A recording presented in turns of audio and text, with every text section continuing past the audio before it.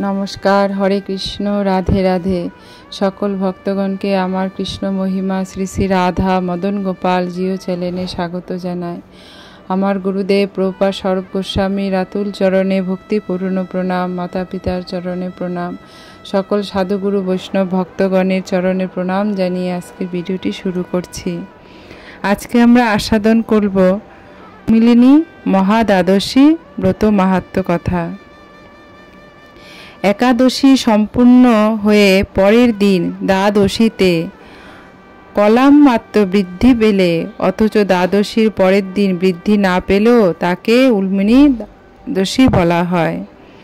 एरकम होले द्वादशी तिथिते उपवास करे त्रयोदशीते पारण करते हबे।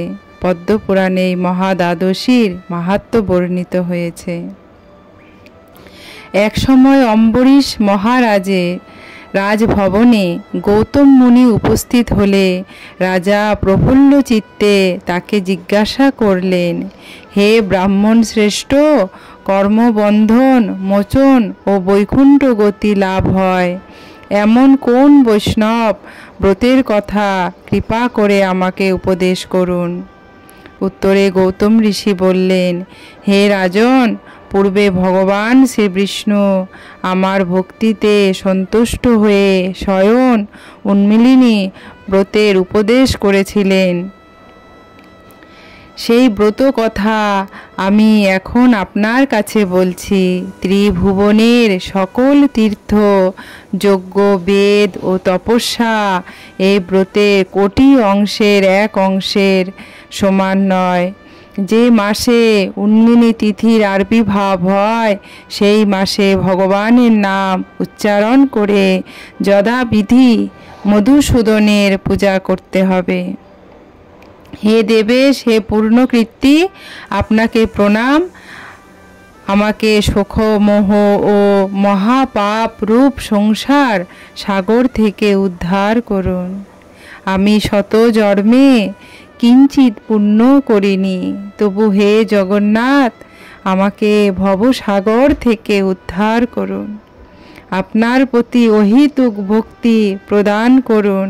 কৃপা করে আমার নিবেদিত এই অগ্র গ্রহণ করুন। এইভাবে অগ্র প্রদান করে নৈবেদ্য স্তব স্তুতি আরতি কীর্তনে ভগবানের প্রীতি সাধন করতে হবে। এইভাবে অনুষ্ঠিত ব্রতের প্রভাবে ব্রতকারী ধনবান বিদ্বান দীর্ঘায়ু পুত্রবান হয়। ব্রহ্মবৈত্য পুরাণে বলা হয়েছে যে ব্রত দান হোম প্রভৃতি সকলই অক্ষয় হয়ে থাকে। এই ব্রত অনুষ্ঠান না করে হলে মানুষকে যন্ত্রণা ভোগ করতে হয়। আর এই উল্মিনী মহাদ্বাদশী ব্রত মাহাত্ম্য শ্রবণেও অনেক পুণ্যফল প্রদান করে। হরে কৃষ্ণ। রাধে রাধে। হরি বল। আপনারা সবাই ভালো থাকবেন। ভিডিওতে লাইক শেয়ার সাবস্ক্রাইব করবেন।